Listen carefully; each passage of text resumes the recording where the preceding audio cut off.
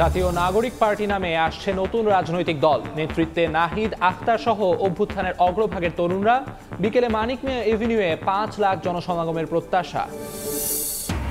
অনুমোদন ছাড়াই ঢাকায় রুফটপ রেস্টুরেন্টের ছড়াছড়ি। এতদিন রাজনৈতিক কারণে নেওয়া যায়নি ব্যবস্থা, এবার বন্ধ করতে অভিযানে প্রশাসন। আইনের কঠোর প্রয়োগের তাগিদ। বাসে বা চলতে যে ডাকাতি, এটা আসলে সবার জন্য ভয় ভীতিকর। আমাদের তো নিরাপত্তা নেই, তারপরে রোডঘাটে তো ঠিক মতো পুলিশ প্রশাসন থাকে না। রাতে ঢাকা টাঙ্গাইল মহাসড়কে নজরদারির ঘাটতিতে বাড়ছে অপরাধ। ছিনতাই ডাকাতিতে আতঙ্ক, ব্যবস্থা নেয়ার আহ্বান চালক যাত্রীদের।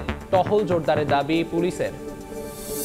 এই দিকে ভাঙা, ওই দিকে মানে কোনো জায়গার ভিত্তি ঠিক নেই। কি এক ভুতুরে কারণে যে এই কাজটা চলমান হচ্ছে না, এই জিনিসটা আমরা নারায়ণগঞ্জবাসী জানি না। ভোগান্তিটুকু থেকে আমরা মুক্তি চাই।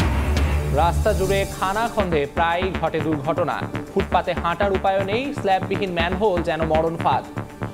মেয়াদ বাড়লেও শেষ হয়নি ঢাকা নারায়ণগঞ্জ লিংক রোডের কাজ।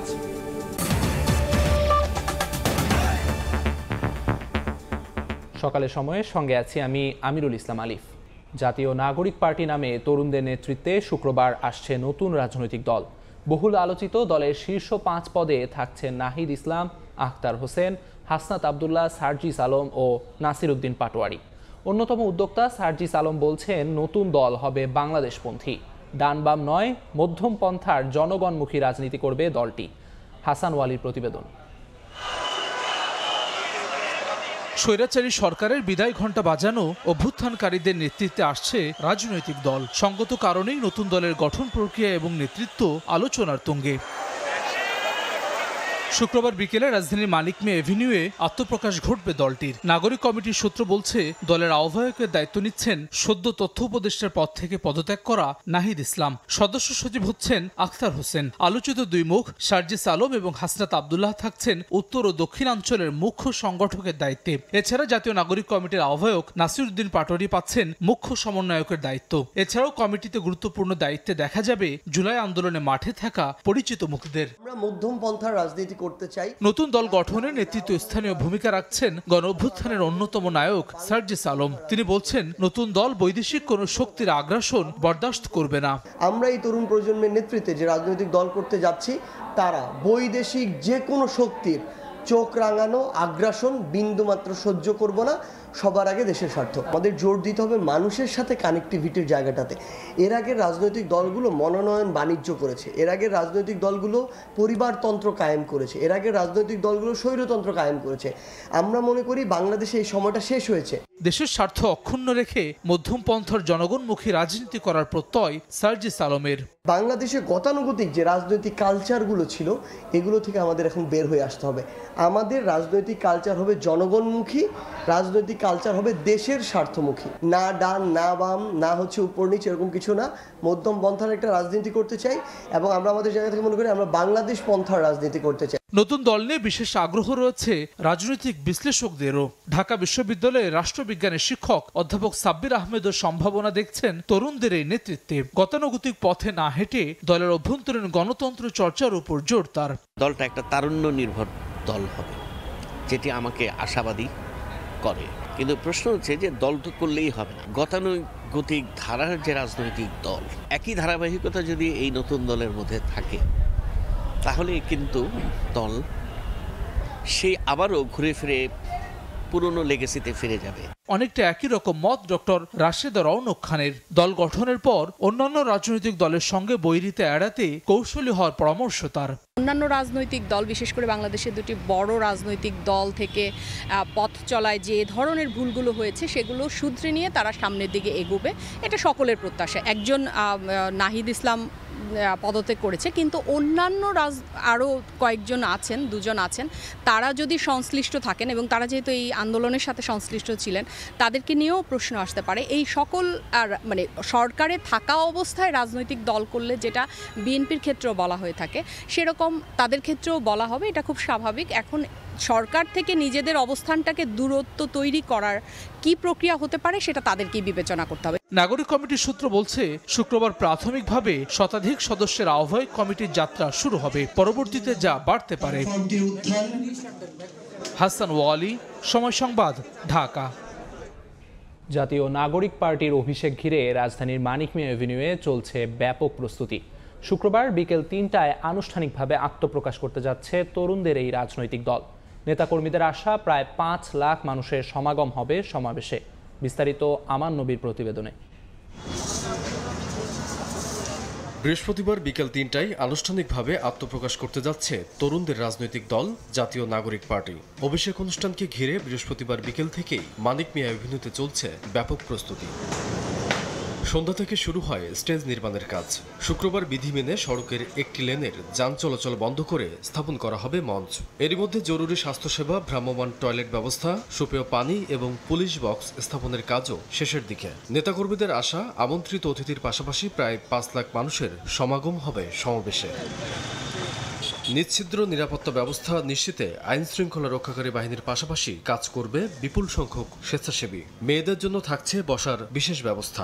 আমাদের মোটামুটি সম্পন্ন, আমাদের ফুড, আমাদের ট্রান্সপোর্ট, আমাদের ভলান্টিয়ার্স এবং আমাদের আইন শৃঙ্খলা রক্ষাকারী বাহিনীর অনুমতি এবং আমাদের যারা গেস্ট থাকবেন তাদের দাওয়াত সম্পন্ন হয়ে গেছে। ৫ লক্ষের উপরে আমাদের কালকে জমায়েত হবে এবং সেখানে আমাদের 3 লেয়ারে নিরাপত্তা ব্যবস্থা থাকবে। আমাদের প্রায় 400 নিবেদিত ভলান্টিয়ার যারা আছেন তারা থাকবেন। ডিএমপির সাথে কথা হচ্ছে, তারা সর্বাত্মকভাবে আমাদের আইনি সহায়তা দেবে এবং ট্রাফিক পুলিশের কাছ থেকে আমরা সার্বিক সহায়তা পাবো বলে আমরা আশা করি। এদিকে বৃহস্পতিবার সন্ধ্যায় 22টি শর্তে রাজধানীর মানিক মিয়া এভিনিউতে জাতীয় নাগরিক পার্টিকে সমাবেশ করার অনুমতি দেয় ডিএমপি। অনুষ্ঠানের জন্য আমরা অবহিতকরণ পত্র দিয়েছিলাম, সেই পত্রের পরিপ্রেক্ষিতে আজকে ডিএমপি কমিশনার মহোদয় এবং ঢাকা মেট্রোপলিটন পুলিশ আমাদেরকে তাদের যে সম্মতিপত্র এটা আমাদেরকে দিয়েছেন। জনভোগান্তির কথা বিবেচনায় রেখে প্রথম কর্মসূচি সুষ্ঠুভাবে পালনের সব প্রস্তুতি নেওয়া হয়েছে বলে জানিয়েছে জাতীয় নাগরিক পার্টি। আমান নবী, সময় সংবাদ, ঢাকা। অনুমোদন না থাকলেও রাজধানীতে দেদারসে চলছে রুফটপ রেস্টুরেন্ট। মেট্রো রেল রুটের দুপাশে অনেক ভবনের ছাদই এখন রেস্তোরাঁর দখলে। প্রশাসন বলছে রাজনৈতিক কারণে এতদিন ব্যবস্থা নেওয়া না গেলেও এবার দ্রুতই মাঠে নামবেন তারা। আর বিশেষজ্ঞরা বলছেন দায় সারা নয়, প্রয়োগ করতে হবে কঠোর আইন। মাহাদি হাসানের রিপোর্ট, ক্যামেরায় ছিলেন আল মামুন।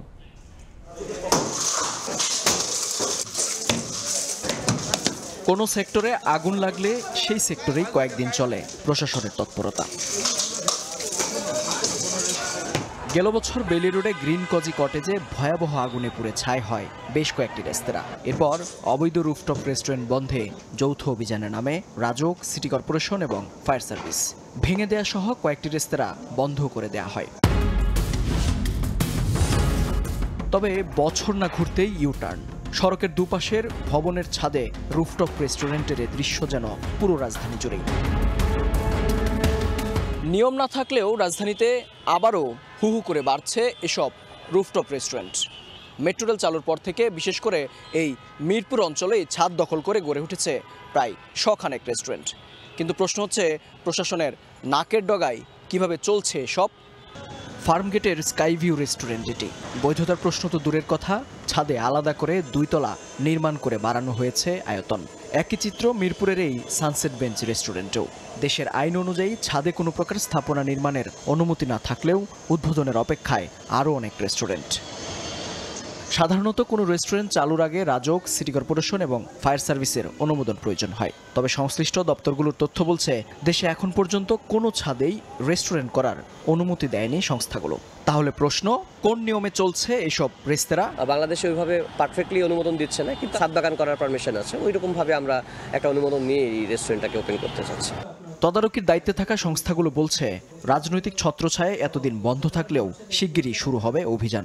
রাজধানী কর্তৃপক্ষ আগের যে প্রসেসটা, মাঝখানে তো বিভিন্ন কারণে একটু সাময়িক বিরতির কাজ হয়েছিল, তো এখন আমরা হয়তো আগের যে প্রসেসটা সেটা আরও জোরদার করবে। ছাদ মানে আপনাকে ওপেন রাখতে হবে। আমি যখন খেতে যাচ্ছি তখন তো আমার দেখতে হবে, যতই সুন্দর হোক না কেন, আমাকে প্রাণে বাঁচার জন্য যেই ছোট ছোট ইস্যুগুলি, মানে ইমার্জেন্সি ইস্যুগুলি, এটা আমাকে একটু খেয়াল রাখতে হবে। অর্থের লোভে উন্মুক্ত ছাদ বাণিজ্যিকভাবে ব্যবহারের দায় ভবন মালিকদের পাশাপাশি তদারকি সংস্থাগুলো এড়াতে পারে না জানিয়ে বিশেষজ্ঞরা বলছেন শুধু অভিযান আর জরিমানায় সীমাবদ্ধ না থেকে কঠোর আইন প্রয়োগ করতে হবে। আবার একটা মৃত্যুর ঘটনা ঘটলে তখন সবাই বলবে আমি কিছু জানি না। এই দায় মোচন থেকে আমাদের বেরিয়ে আসতে হবে। তার মানে দায়বদ্ধ আচরণ নিশ্চিতের জন্য এই সমস্ত রেস্টুরেন্টগুলির বিরুদ্ধে মামলা করবে। মুশকিল হচ্ছে যারা মামলাগুলো করবেন তারা যখন ঘুমিয়ে থাকেন তখন এই ঘটনাগুলো ঘটে। অসংখ্য মানুষের জীবিকা জড়িত থাকায় রুফটপ সহ সব রেস্টুরেন্ট পরিচালনায় আইন সংশোধনের দাবি সংশ্লিষ্টদের। মেহেদী হাসান, সময় সংবাদ, ঢাকা। আইন শৃঙ্খলা পরিস্থিতির উন্নয়নে ঢাকার বিভিন্ন স্থানে টহল পরিচালনা করছে নৌবাহিনী। বৃহস্পতিবার রাতে এক ছিনতাইকারীকে আটক করা হয়েছে। রাতে গাজীপুর থেকে ট্রেনে ঢাকায় আসছিলেন এক ব্যক্তি। ট্রেনটি ক্যান্টনমেন্ট রেল স্টেশন পৌঁছালে ছিনতাইকারী মোবাইল ছিনিয়ে নিয়ে ট্রেন থেকে লাফ দেয়। সঙ্গে সঙ্গে ভুক্তভোগী ব্যক্তিও ট্রেন থেকে লাফ দেন এবং ছিনতাইকারীকে ধরার চেষ্টা করেন। এ সময় ছিনতাইকারী ভুক্তভোগী ব্যক্তির মাথায় আঘাত করে পালিয়ে যাওয়ার চেষ্টা করে। বিষয়টি টহলরত নৌবাহিনী টিমের নজরে এলে ছিনতাইকারীকে ধাওয়া করে আটক করে। পরে ভুক্তভোগীকে উদ্ধার করে কুর্মিটোলা জেনারেল হাসপাতালে প্রাথমিক চিকিৎসা দেওয়া হয়।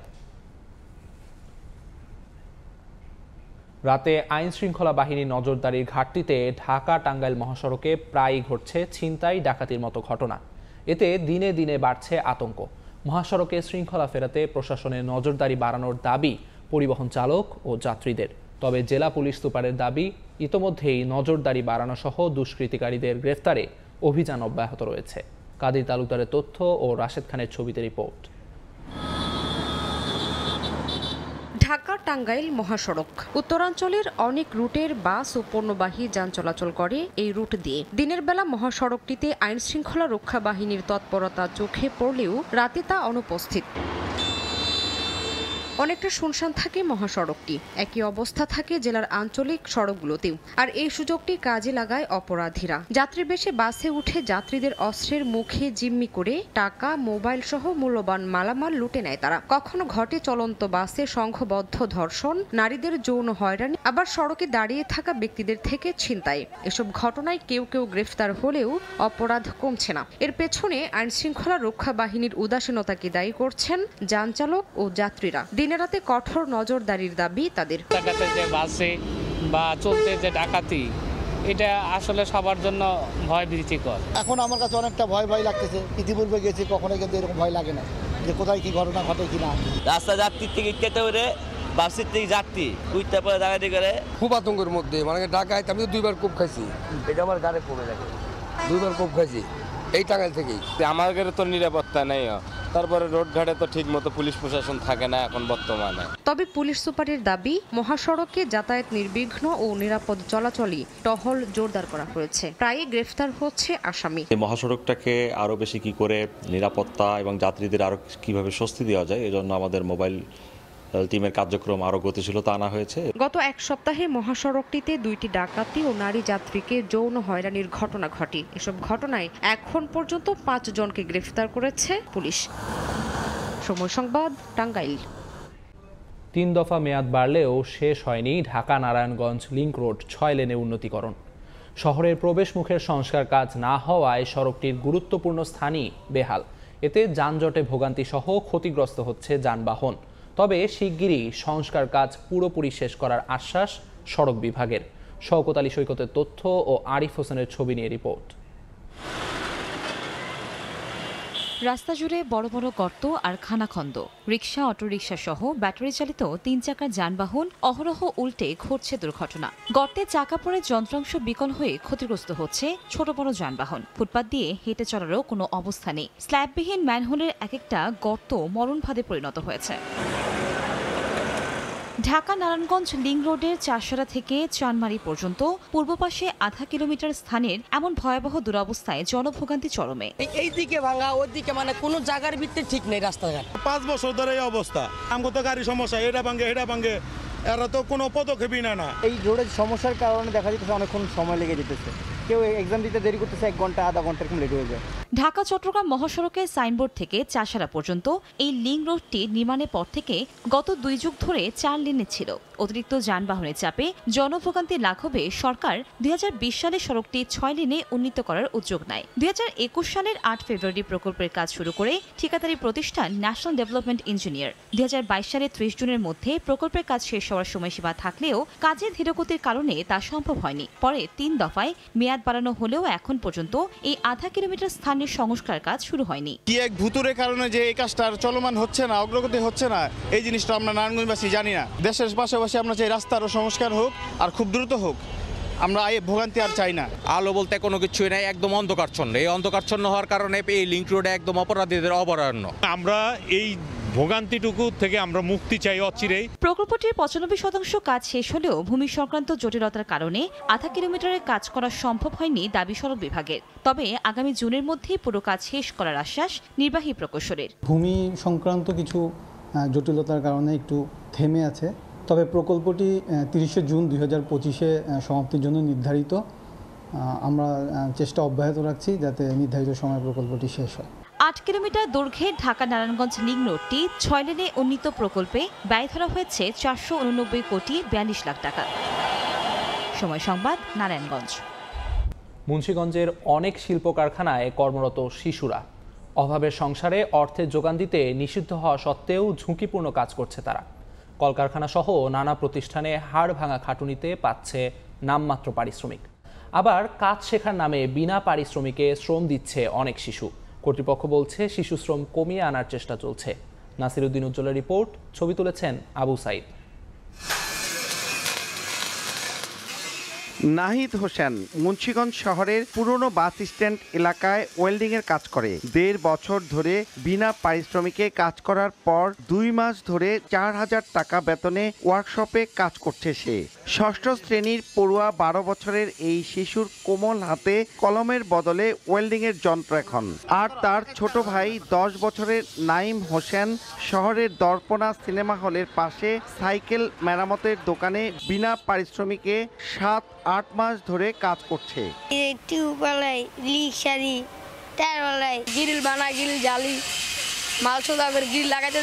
নাইম ও নাহিদের মতো হাজার হাজার শিশু কাজ করছে জেলা জুড়ে। কলকারখানা ও প্রতিষ্ঠান পরিদর্শন অধিদপ্তরের তথ্য মতে জেলায় গেল 7 মাসে 30 শিশুকে শিশুশ্রম থেকে সরিয়ে আনা গেছে। তবে এখনও 10 সহস্রাধিক শিশু শ্রম দিয়ে যাচ্ছে।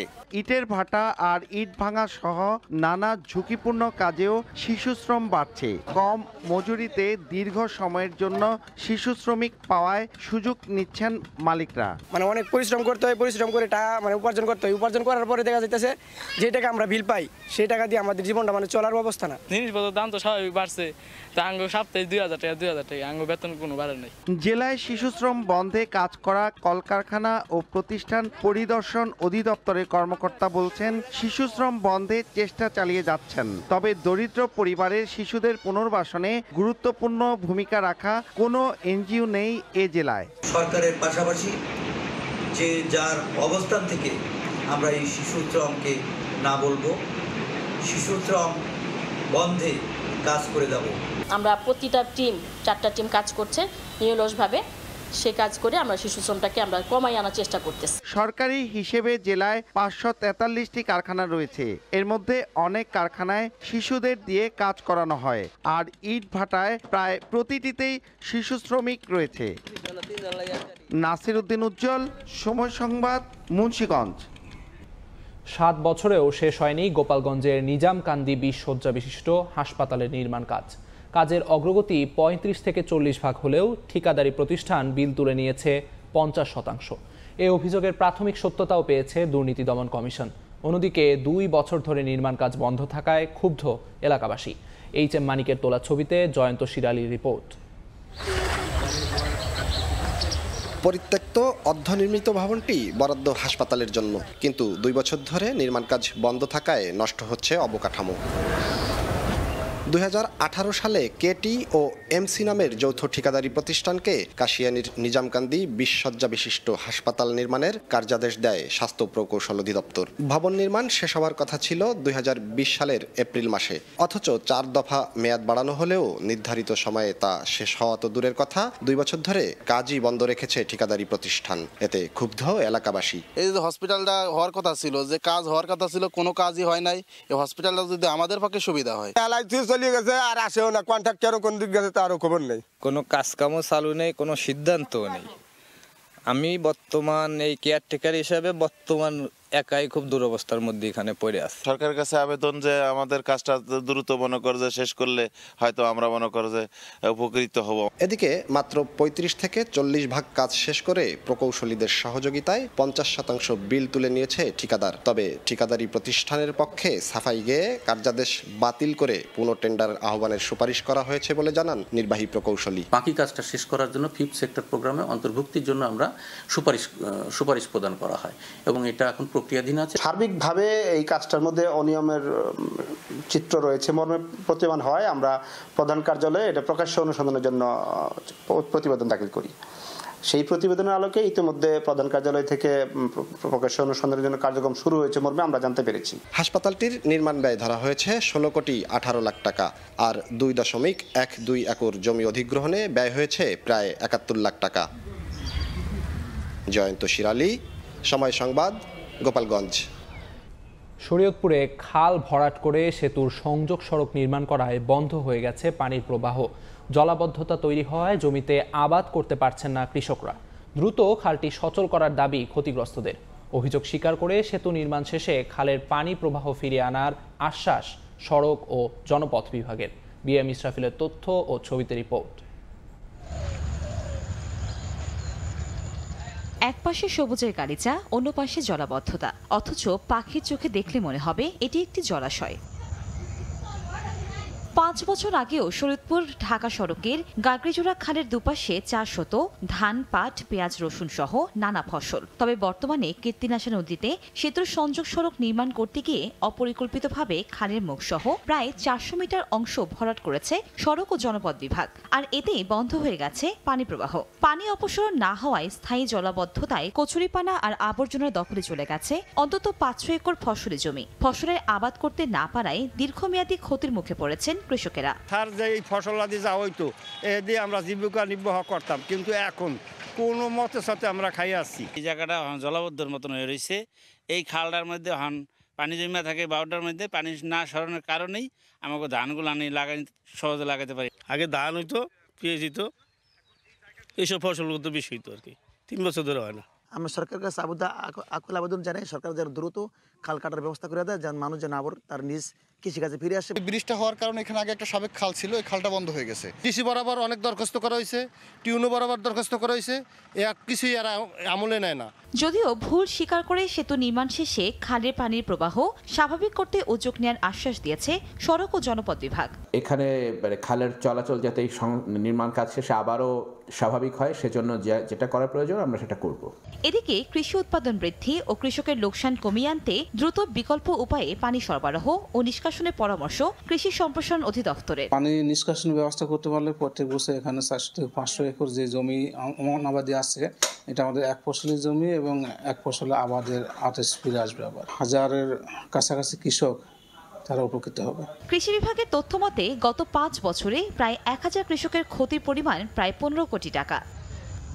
সময় সংবাদ, শরীয়তপুর। কিশোরগঞ্জের হাওরে দায়সারাভাবে চলছে ঝুঁকিপূর্ণ ফসল রক্ষা বাঁধের সংস্কার কাজ। সঠিক সময়ের মধ্যে টেকসই বাঁধ না হলে হাওরের বোরো ধান ঝুঁকিতে পড়ার শঙ্কায় কৃষকরা। যদিও অভিযোগ অস্বীকার করেছে পানি উন্নয়ন বোর্ড, তবে তদন্ত করে দায়ীদের বিরুদ্ধে আইনি ব্যবস্থা নেওয়ার আশ্বাস জেলা প্রশাসকের। কিশোরগঞ্জ থেকে নূর মোহাম্মদের তথ্য ও ছবি নিয়ে রিপোর্ট। বড় মৌসুম সামনে রেখে হাওরে চলছে বাঁধের মেরামতির কাজ, কিন্তু এরপরও দুশ্চিন্তা কাটছে না কৃষকদের। কৃষকরা বলছেন কর্তৃপক্ষের নজরদারি না থাকায় দায়সারাভাবে চলছে বাঁধ নির্মাণের কাজ। দূর থেকে মাটি এনে বাঁধ মেরামতের কথা থাকলেও পাড় থেকেই গর্ত করে তা নেওয়া হচ্ছে। কোথাও আবার কাদা তুলে চলছে কাজ। কোনো স্থানে এখনও শুরুই হয়নি প্রকল্পের কাজ। এতে আসন্ন বড় মৌসুমে ঝুঁকিতে পড়তে পারে হাওরের ফসল। কাজ তো শুরু হয়েছে না, অন্য কাজ না করে আমরা শেষ। আমরা বাস্তব করে খামো, এসব আমরা থাকবে না। জমিওয়ালারা কইতেছে যে তোমরা অন্য দিক থেকে মাটি ইয়েতে আনবাতে, আমরা এই জমিতে মাটি নেও, আমরা জমিটা হয়ে গেল গা আর পানি উন্নয়নের বাধ্য হয়ে গেল। 4 বছর ধরে করতেছেন, আপনারা শুনতেছি যে আগামী বছর ভাড়া দেওয়া হবে, ভাড়া না দিলে সারি মাটি থাকবে না। তবে অভিযোগ অস্বীকার করে বাঁধ মেরামত কাজ সার্বক্ষণিক তদারকি করা হচ্ছে বলে জানান পানি উন্নয়ন বোর্ডের কর্মকর্তা। এই বিষয়টি আমরা কঠোরভাবে মনিটরিং করছি যাতে করে এই বাঁধের পাশ থেকে কখনো মাটি কেটে না নেয়, এবং আমরা তাদেরকে ইনস্ট্রাকশন দিয়েছি যে এই ডাম্প ট্রাক দিয়ে দূর থেকে মাটি ক্যারি করে বাঁধগুলো মেরামত করার জন্য। এদিকে অনিয়ম হলে দায়ীদের কঠোর শাস্তি দেওয়া হবে বলে জানিয়েছেন জেলা প্রশাসক। এই যে অভিযোগগুলো, অনিয়মগুলোর কথা আমরা বিগত দিনে শুনেছি, আগামীতে যাতে এই অনিয়মগুলো না হয় এবং কোনো ধরনের অনিয়ম হলে যারা এটি করেছে তাদের বিরুদ্ধে আইনগত ব্যবস্থা নেওয়া হবে। কিশোরগঞ্জের 9টি উপজেলায় প্রায় 23 কোটি টাকা ব্যয়ে 150 কিলোমিটার দীর্ঘ 129টি ফসল রক্ষা বাঁধ মেরামত করা হচ্ছে। এর মধ্যে সম্পূর্ণ হাওর উপজেলা, ইটনা, মিঠামইন ও অষ্টগ্রামে রয়েছে 86টি বাঁধ। সময় সংবাদ, কিশোরগঞ্জ। কানাডা ও মেক্সিকোর ওপর নতুন করে শুল্ক আরোপের ঘোষণা দিয়েছেন মার্কিন প্রেসিডেন্ট ডোনাল্ড ট্রাম্প। চীনের ওপর শুল্ক বাড়ানোর কথাও জানিয়েছেন তিনি। এছাড়া ইউরোপীয় ইউনিয়নের ওপর 25% শুল্ক আরোপের কথা জানিয়েছেন ট্রাম্প। এদিকে এই সিদ্ধান্তের কঠোর প্রতিক্রিয়া জানিয়েছেন কানাডার প্রধানমন্ত্রী জাস্টিন ট্রুডো। ইউরোপীয় ইউনিয়নও জানিয়েছে ট্রাম্পের 25% শুল্ক কোনোভাবেই মেনে নেওয়া হবে না। আবারও বাণিজ্য নীতিতে কড়া অবস্থান নিচ্ছে যুক্তরাষ্ট্র। মঙ্গলবার থেকে কানাডা ও মেক্সিকোর ওপর নতুন করে শুল্ক আরোপের ঘোষণা দিয়েছেন প্রেসিডেন্ট ট্রাম্প। আরও জানান, চীন থেকে আমদানির ওপর শুল্ক দ্বিগুণ করা হবে। এছাড়া পারস্পরিক শুল্কের অংশ হিসেবে ইউরোপীয় ইউনিয়নের ওপরও 25% শুল্ক আরোপ করা হবে বলে জানিয়েছেন ট্রাম্প। 2 এপ্রিল থেকে কার্যকর হবে পারস্পরিক শুল্ক। ট্রাম্পের শুল্ক আরোপের ঘোষণার বিরুদ্ধে জোরালো প্রতিক্রিয়া জানিয়েছে ইউরোপীয় ইউনিয়ন। 25% শুল্ক কোনোভাবেই মেনে নেওয়া হবে না বলে জানায় ইইউ। বৃহস্পতিবার ট্রাম্পের এই সিদ্ধান্তের কড়া সমালোচনা করেছেন কানাডার প্রধানমন্ত্রী জাস্টিন ট্রুডো। বলেন, শুল্ক আরোপ করলে কঠিন জবাব দেবে তার দেশও। তবে প্রতিবেশীর সঙ্গে বাণিজ্য যুদ্ধে জড়াতে না চাইলেও দেশের অর্থনীতি রক্ষায় যে কোনো পদক্ষেপ নিতে প্রস্তুত অটোয়া। বাণিজ্য বিশ্লেষকরা বলছেন, নতুন শুল্ক কার্যকর হলে কানাডা ও মেক্সিকো থেকে আমদানি হওয়া পণ্যের দাম বাড়তে পারে। এর ফলে মূল্যস্ফীতির আশঙ্কাও রয়েছে বলে জানান তারা। ট্রাম্পের এই পদক্ষেপ যদি বাস্তবায়িত হয় তবে তা বৈশ্বিক বাণিজ্য ব্যবস্থায় বিশাল অস্থিরতা তৈরি করতে পারে বলেও মনে করছেন বিশ্লেষকরা। কাকলি আখতার, সময় সংবাদ। যুক্তরাষ্ট্রের আন্তর্জাতিক উন্নয়ন সংস্থা ইউএসএইডের সদর দফতরে শেষবারের মতো প্রবেশের সুযোগ পেলেন বরখাস্ত হওয়া কর্মীরা। বৃহস্পতিবার সংস্থাটির ওয়াশিংটন কার্যালয়ে এসে নিজেদের ব্যক্তিগত জিনিসপত্র সংগ্রহ করেন তারা। কর্মীদের এভাবে বিদায় জানানোয় তীব্র প্রতিক্রিয়া তৈরি হয়েছে। জানুয়ারিতে ইউএসএআইডির অর্থায়ন সাময়িকভাবে স্থগিতের নির্দেশ দেন মার্কিন প্রেসিডেন্ট ডোনাল্ড ট্রাম্প। এতে সংস্থাটির 90% বেশি চুক্তিভিত্তিক কর্মসূচি বাতিল করা হয়। এই সিদ্ধান্তের কারণে বিশ্বজুড়ে চলমান উন্নয়ন ও মানবিক সহায়তা কার্যক্রম ব্যাপকভাবে ব্যাহত হয়েছে। এরই ধারাবাহিকতায় সংস্থাটির অধিকাংশ কর্মীদের ছাঁটাইয়ের ঘোষণা দেয় ট্রাম্প প্রশাসন। বৃহস্পতিবার সংস্থাটির ওয়াশিংটন কার্যালয়ে শেষবারের মতো প্রবেশের সুযোগ পেলেন বরখাস্ত হওয়া কর্মীরা। কার্যালয়ে এসে নিজেদের ব্যক্তিগত জিনিসপত্র সংগ্রহ করেন তারা। এ সময় তাদের সম্মাননা জানাতে কার্যালয়ের সামনে জড়ো হন সাধারণ মানুষ। করতালির মাধ্যমে তাদের বিদায় জানানো হয়, যা আবেগ আপ্লুত করে ইউএসএআইডির বরখাস্ত কর্মীদের। সকালে এসেই আমি কেঁদে ফেলি। এখানে পৌঁছানোর পর একজন আমাকে ধন্যবাদ জানায়, আর তখনই আমার চোখে জল এসে যায়। কর্মীদের জন্য সংস্থার কার্যালয়ে প্রবেশের সময়সীমা মাত্র 15 মিনিট নির্ধারণ করা হয়। দীর্ঘদিন ধরে কাজ করা কর্মীদের সংক্ষিপ্ত এই সময়ে ব্যক্তিগত জিনিসপত্র গুছিয়ে নিতে হয়। এর আগে তাদেরকে সদর দপ্তরে প্রবেশের অনুমতি দেওয়া হয়নি। এ নিয়ে তীব্র সমালোচনা তৈরি হয় যুক্তরাষ্ট্রে। ইউএসএআইডির অর্থায়ন বন্ধ হওয়ায় বিভিন্ন আন্তর্জাতিক সংস্থার কার্যক্রম অনিশ্চয়তার মুখে পড়েছে। বিশ্লেষকদের মতে এই পরিস্থিতিতে বৈশ্বিক মানবিক সহায়তা কার্যক্রম দীর্ঘমেয়াদে মারাত্মকভাবে ক্ষতিগ্রস্ত হতে পারে। ইয়াসিন মোহাম্মদ জিসান, সময় সংবাদ। সিয়াম সাধনার মাস রমজান শুরু হচ্ছে যুক্তরাজ্য সহ পুরো ইউরোপে। রমজান মাসের কেনাকাটা করতে পূর্ব লন্ডনে বাংলাদেশি দোকানগুলোতে প্রবাসীদের উপচে পড়া ভিড়। ইফতার তৈরির প্রয়োজনীয় পণ্যের পাশাপাশি মাছ মাংস কিনছেন তারা। লন্ডন থেকে বিস্তারিত শোয়েব কবিরের রিপোর্টে।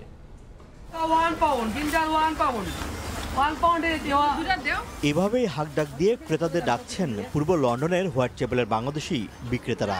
বৈশ্বিক অর্থনৈতিক সংকটের প্রভাবে দ্রব্যমূল্যের দাম বাড়লেও বিক্রেতারা চেষ্টা করছেন দাম সহনীয় রাখতে। বেশ কিছু পণ্যে অফার দিতেও দেখা গেছে অনেক দোকানে। সব জিনিসে অফার আছে, স্পেশালি চিকেন, মিট, এবারে ফিশও হলো আছে।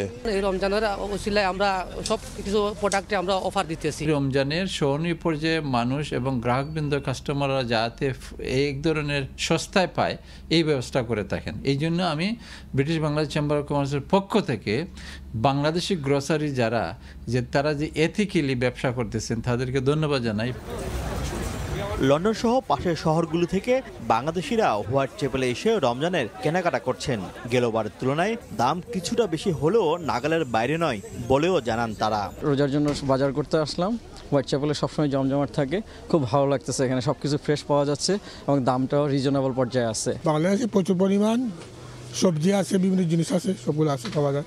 দোকানগুলোতে থরে থরে সাজানো রয়েছে বাংলাদেশ থেকে আমদানি করা বিভিন্ন শাকসবজি, মাছ সহ হাজারো পণ্য। রমজানে দেশীয় স্বাদের শাকসবজি ও মাছের প্রতি ক্রেতাদের আকর্ষণ কিছুটা বেশি। রমজান এলে বাংলাদেশের দ্রব্যমূল্যের দাম যেন লাগাম ছোঁয়া হয়, তার উল্টো চিত্র পূর্ব লন্ডনের বাংলাদেশি মালিকানাধীন দোকানগুলোতে। দোকানিরা দিচ্ছেন বাহারি নানা অফার, আর ক্রেতারাও স্বাচ্ছন্দ্যে করছেন রমজানের কেনাকাটা। শোয়েব কবির, সময় সংবাদ, লন্ডন। চ্যাম্পিয়ন্স ট্রফিতে আজ বাঁচা মরার ম্যাচে আফগানিস্তানের মুখোমুখি হবে অস্ট্রেলিয়া। ইংল্যান্ডের পর অজিদের হারিয়ে সেমিফাইনাল নিশ্চিত করতে চান আফগান অধিনায়ক হাশমাতুল্লাহ শাহিদি। ছাড় দিতে নারাজ অস্ট্রেলিয়াও। এ ম্যাচে যে দল জিতবে তারাই চলে যাবে সেমিফাইনালে। লাহোরে ম্যাচ শুরু হবে বেলা ৩টায়। 2023 ওয়ানডে বিশ্বকাপের পর আবারও আইসিসির ইভেন্টে ইংল্যান্ড বধ করে আত্মবিশ্বাসের তুঙ্গে আফগানিস্তান। ইব্রাহিম জাদরানের সেঞ্চুরিতে রোমাঞ্চকর ম্যাচ জয়ের পর দেশটিতে বইছে উৎসবের হাওয়া। এবার তাদের সামনে সুযোগ 2024 আইসিসি টি20 বিশ্বকাপে সেমিফাইনাল খেলার পর ব্যাক টু ব্যাক আইসিসির আরও একটি আসরের শীর্ষ চারে ওঠা। লাহোরের গাদ্দাফি স্টেডিয়ামে অস্ট্রেলিয়ার বিপক্ষে জিতলেই মিলবে চ্যাম্পিয়ন্স ট্রফির সেমিফাইনালের টিকিট, আর হারলেই শেষ এবারের মতো চ্যাম্পিয়ন্স ট্রফি অধ্যায়। ম্যাচের আগে ঘুরে ফিরেই আলোচনায় 2023 ওয়ানডে বিশ্বকাপে জয়ের কাছে এসেও গ্লেন ম্যাক্সওয়েলের অতিমানবীয় ডাবল সেঞ্চুরিতে অস্ট্রেলিয়ার কাছে আফগানদের হেরে যাওয়া ম্যাচের সেই স্মৃতি। ম্যাক্সওয়েল এবারও আছেন, তবে ফেভারিট পতনে সিদ্ধহস্ত আফগানরা শুধু একজন অস্ট্রেলিয়ান ক্রিকেটারকে নিয়ে ভাবতে নারাজ। তাই তো সংবাদ সম্মেলনে বারবারই উঠে আসা একই প্রশ্নে ক্ষুব্ধ অধিনায়ক হাশমাতুল্লাহ শাহিদি জানিয়ে দিলেন অস্ট্রেলিয়াকে হারানোর সামর্থ্য তাদের রয়েছে। আমাদের হালকাভাবে নিলে ভুল হবে। আমরা শুধু একজন ম্যাক্সওয়েলকে নিয়ে ভাবছি না, পুরো দলকেই হারাতে পারি আমরা, সেটা সবাই দেখেছে। অস্ট্রেলিয়ার বিপক্ষে অপরিবর্তিত একাদশ নিয়ে খেলবে আফগানিস্তান। এই ম্যাচে মাত্র 1 উইকেট পেলেই প্রথম আফগান বোলার হিসেবে ওয়ানডেতে 200 উইকেটের রেকর্ড গড়বেন রশিদ খান। 37 রান পেলে রহমত শাহ হবেন 4000 রান করা প্রথম আফগান ব্যাটার। আফগানদের পেস অ্যাটাক সামলাবেন উড়তে থাকা আজমতুল্লাহ ওমরজাই, স্পিনে রশিদ নবী ও নূর আহমেদ। প্রতিপক্ষ অস্ট্রেলিয়া প্রথম ম্যাচে ইংল্যান্ডের রেকর্ড সংগ্রহ ভেঙে জশ ইংলিশের সেঞ্চুরিতে দাপুটে জয় পেয়েছে। দ্বিতীয় ম্যাচ দক্ষিণ আফ্রিকার সঙ্গে পরিত্যক্ত হয় তাদের। এ ম্যাচে হেরে গেলেও সেমির ক্ষীণ আশা টিকে থাকবে তাদের। তবে সমীকরণের মার প্যাচে যেতে চান নাল্লা বুশেইন। আফগানদের হারিয়েই সেমিফাইনালে যেতে চায় তারা। আফগানিস্তান শক্ত প্রতিপক্ষ, তাদের সমীহ রেখেই খেলতে নামবো আমরা। তবে দিন শেষে জয় আমাদেরই হবে আশা করি। চ্যাম্পিয়ন্স ট্রফির 2 বারের চ্যাম্পিয়ন অস্ট্রেলিয়া সবশেষ 2009 সালে শিরোপা ঘরে তুলেছে। 15 বছরের শিরোপার খরা কাটাতে চায় স্মিথের দল। প্যাট কামিন্স, হ্যাজেলউড, স্টার্ককে ছাড়া খেলছে এবার অস্ট্রেলিয়া। তাদের শূন্যতা পূরণে ভূমিকা রাখতে হবে ব্যাটসম্যানদের। সবশেষ টি20 বিশ্বকাপে কিংসটাউনে আফগানদের কাছে অজিরা হারলেও এখন পর্যন্ত 4 ওয়ানডের সবকটিতেই অস্ট্রেলিয়ার কাছে হেরেছে আফগানিস্তান। পারভিন আক্তার, সময় সংবাদ। চ্যাম্পিয়ন্স ট্রফির মাধ্যমে নতুন দ্বার উন্মোচিত হয়েছে পাকিস্তান ক্রিকেটে। ভবিষ্যতে আরও আইসিসি ইভেন্ট পেতে যা সাহায্য করবে পিসিবিকে, জানিয়েছেন পাকিস্তান ক্রিকেট বোর্ডের পরিচালক সামিউল হাসান। বাংলাদেশের সঙ্গে দ্বিপাক্ষিক সিরিজের বিষয়ে কথা চূড়ান্ত হলেও ত্রিদেশীয় সিরিজ এখনই সম্ভব না বলে মনে করেন তিনি। বাংলাদেশ পাকিস্তান ক্রিকেটীয় সম্পর্ক উন্নয়নে পিএসএল এবং বিপিএল বড় ভূমিকা রাখতে পারে বলে অভিহিত করেছেন সামিউল। রাওয়ালপিন্ডি থেকে নিয়ন মুহাইমিনের রিপোর্ট। 1800 কোটি রুপি খরচ করে মাঠ সংস্কার। আইসিসির একটা আসর আয়োজনের জন্য রাস্তা, ওভারপাস, আন্ডারপাস কি তৈরি করেনি পাকিস্তান। ম্যাচ ডেতে নিরাপত্তার খাতিরে বন্ধ করে দেয়া হয় আশপাশের এলাকার সব দোকানপাট, মার্কেট, বাজার। সাধারণ মানুষও হাসি মুখে মেনে নিয়েছিলেন সব। 29 বছরের অপেক্ষার অবসান হওয়ায়। কিন্তু লাভের লাভ কি হলো পাকিস্তানের? প্রথম পর্ব থেকেই বাদ স্বাগতিকরা। স্বাভাবিকভাবেই টিকিট বাণিজ্য আশানুরূপ হয়নি পিসিবির। কিন্তু এত কিছুর পরও আসরকে ব্যর্থ বলতে নারাজ পিসিবি কর্তা। তার দাবি, এই আয়োজন পাকিস্তানকে নতুন করে চিনিয়েছে বিশ্বের কাছে। অভিজ্ঞতায় ঋদ্ধ হয়েছেন পিসিবির কর্মচারীরা।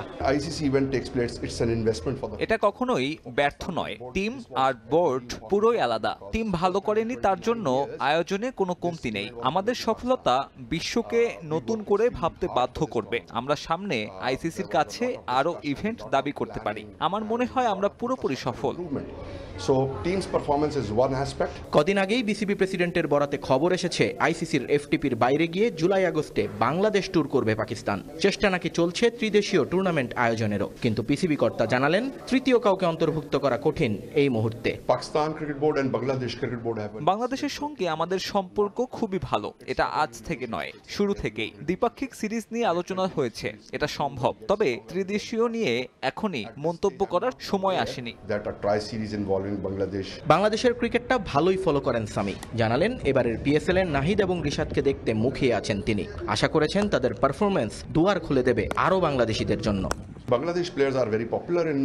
দেখো, ক্রিকেট শুধু খেলা নয়, এটা দেশের সঙ্গে দেশের সম্পর্ক তৈরির সেতু। নাহিদ, রিশাদ যদি এবার পিএসএল এ ভালো খেলে, তাহলে তোমাদের আরো ছেলে সামনে এখানে আসতে পারবে।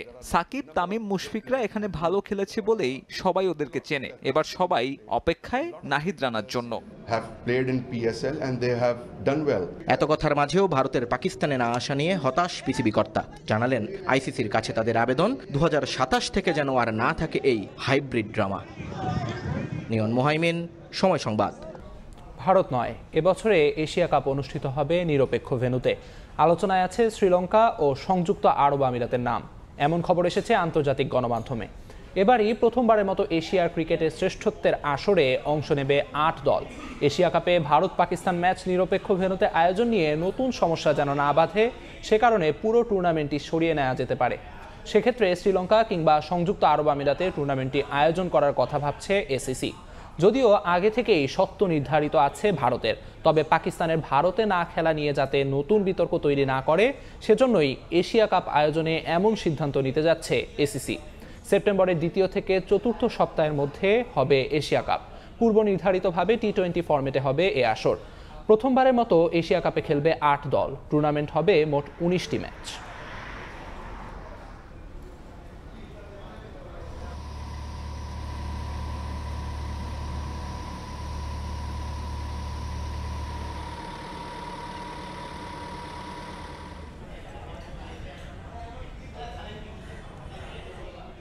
সকালের সময়ে শীর্ষ সংবাদগুলো জানিয়ে দিচ্ছি আরেকবার। জাতীয় নাগরিক পার্টি নামে আসছে নতুন রাজনৈতিক দল। নেতৃত্বে নাহিদ, আক্তার সহ অভ্যুত্থানের অগ্রভাগের তরুণরা। বিকেলে মানিক মিয়া এভিনিউয়ে 5 লাখ জনসমাগমের প্রত্যাশা। এবং অনুমোদন ছাড়াই ঢাকায় রুফটপ রেস্টুরেন্টের ছড়াছড়ি। এতদিন রাজনৈতিক কারণে নেওয়া যায়নি ব্যবস্থা, এবার বন্ধ করতে অভিযানে প্রশাসন। আইনের কঠোর প্রয়োগের তাগিদ।